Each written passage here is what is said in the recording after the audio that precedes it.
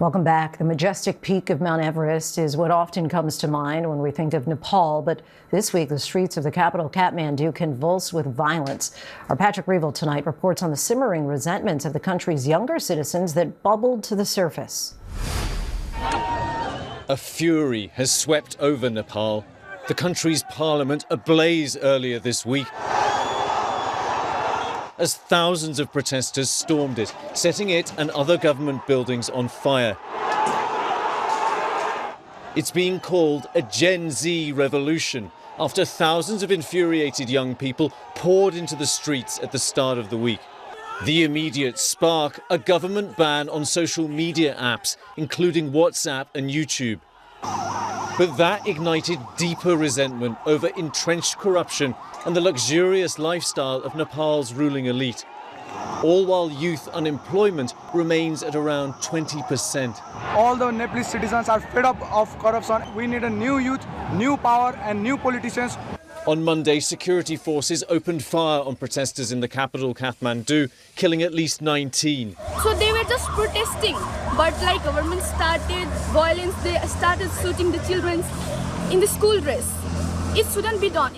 The next day, Nepal's Prime Minister KP Sharma Oli stepped down. Victorious protesters setting fire to his residence. Since then, Nepal's army has stepped in, its chief calling for talks. Today saw an uneasy calm in the capital, with troops on patrol and a curfew in place. Soldiers here telling a small crowd to disperse. Now protest groups are in talks with the army to appoint an interim leader for the country. Nepal's youth-led protests echo two other recent uprisings in South Asia. In neighbouring Bangladesh, unrest toppling the government last year. And in Sri Lanka in 2022. In both countries, discontent with ruling political dynasties and economic inequality boiling over. In Nepal, these families holding a vigil to commemorate their loved ones killed. At least 34 people died and nearly 1,400 were injured in the violence, according to Nepal's health ministry. The toll expected to rise. Young people here hoping a brighter future now lies ahead. But that's far from certain. Our thanks to Patrick Reevell, and we were tracking several other headlines around the world. In Mexico City, at least 8 people were killed and more than 90 injured in a fire caused by the explosion of a gas tanker truck. On Wednesday, the truck carrying liquefied petroleum overturned and exploded on a highway, engulfing several vehicles in flames. Emergency personnel responded and many people were treated for burn injuries. Today, 52 prisoners of various nationalities were released by Belarus and welcomed at the U.S. Embassy in Lithuania. A delegation from the United States negotiated their release. President Trump also urged the Belarusian president, a close ally of Russia's President Putin, to release the detainees, calling them hostages. In exchange, the U.S. government will remove sanctions on Belarus's national airline. 5 members of Brazil's Supreme Court voted to convict the country's former president, Jair Bolsonaro, of plotting a coup to stay in power after losing the 2022 election. He's the first former president in Brazil's history to be convicted for attacking democracy.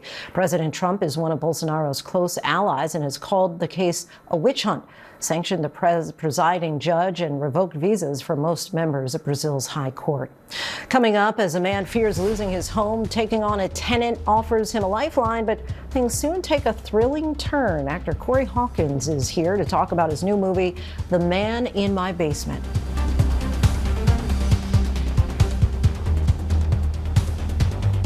The peaceful silence in Kafue National Park was pierced by a gunshot.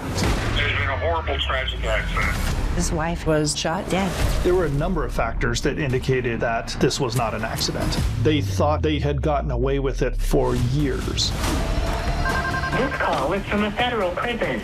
I relive this every day in my mind.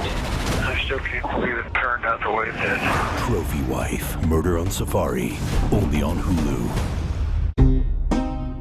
The ruby slippers are the most famous shoes in the world.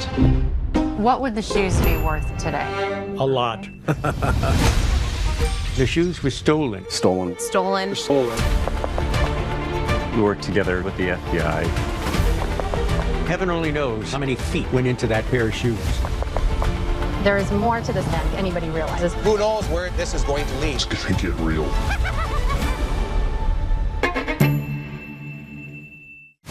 Disney's Lilo and Stitch is now available on Disney+. Come here, boy. He is your responsibility. Got it. We promise. Yeah. The global phenomenon has finally landed on Disney+. He's so cute and fluffy. I'm so glad I found you. Disney's Lilo and Stitch, now available on Disney+, rated PG. And right now, get Disney+, Hulu, and all of ESPN with an incredible limited time offer. There was the doctor, the loving husband, the incredible stepfather. And then there's this monster. There was a bombshell. Someone found a hidden camera in the bathroom. 3,000 videos, 1,400 photos. This betrayal was terrifying. He wanted to kill my son. Once I tell the police what I have to say, he'll never get out. Betrayal Under His Eye, only on Hulu. In a haunting new psychological drama, actor Corey Hawkins stars as a man on the edge of eviction, of identity, and of unraveling. Based on Walter Mosely's novel, The Man in My Basement, the movie explores race, power, and the quiet violence of being unseen. Let's take a look. Yeah, Mr. Bennett. You're ready to rent me your basement? Well, I'm ready to talk about it. Well, I'll pay you $1,000 a day for 65 days. What? That was actor and executive producer Corey Hawkins in his role of Charles Blakely. Corey, so kind of you to join us. Great to have you here with us in studio. It's good to be with you. Let's start off with your character, Charles. He's really ghost-like in a way, kind of unseen early on. Yeah. Give us a sense of what the entry point was to playing a man who's really so disconnected from the rest of the world. It's interesting you say that because I think Charles is disconnected from not only the rest of the sort of world around him, but also disconnected from his legacy and his sort of way forward. It's interesting because, like, when I look at legacy, I look at it as the land, especially for Black people in America, the land on which we stand. You know, he's a member of this beautiful enclave in Sag Harbor of Black working professionals, and it's something to be proud of. But there's a disconnect that he's trying to sort of bridge, I guess. And let's talk about Sag Harbor Hills. A lot of people may not be aware, historically Black community. Absolutely. And that itself is really a character in the movie. It really is. And Sag Harbor, you know, that particular community of Sag Harbor, founded by two Black women. Yes. And an integral part of who Charles is. His mother was a collector of like heirlooms and memorabilia, and he's about to lose his ancestral home when this mysterious stranger shows up with this strange business deal. How did you interpret really the moral weight of what's going on in the basement?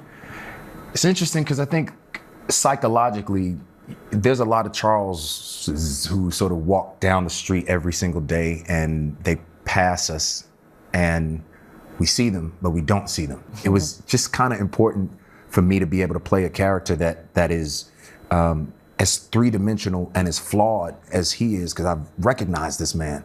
You know, he's our uncle, he's our friend, he's our brother, he's our son. And I wanted to give voice to what he's sort of struggling with throughout this journey. And we've been showing some scenes with Willem Dafoe, who's always so fantastic. But this film, of course, is an on-screen adaptation of Walter Mosely's novel. What kinds of conversations did you have with him about really bringing your character to life? Walter actually, he's an incredible guy, and we've had other conversations about his other novels, his Easy Rawlins series, and which I've been a fan of since I was a kid. But I actually came across this when I was in high school. I grew up in Washington, D.C., back then Chocolate City, as we call Right. it. And so I recognized a lot when I first read the book. It was 20 years ago in high school, and I recognized that community because I saw these Black working professionals around me, and Blackness was just so centered and upper class, lower class, middle class. These were people working to move forward, and so I saw myself and my community in that book, among other things, and all the sort of themes that the book deals with. But Walter he always says, and Nadia Latif, this is her feature directorial debut, and adapting the screenplay as well. But he always says his book is on the shelf. You know, this is her adaptation, and we wanted to make sure that we lifted her vision as a producer, but also as an actor as well. So. Corey Hawkins, what a pleasure to have you here with us. Thank you very much. You can watch A Man in My Basement showing in select theaters beginning September 12th and on Hulu and Disney Plus on September 26th.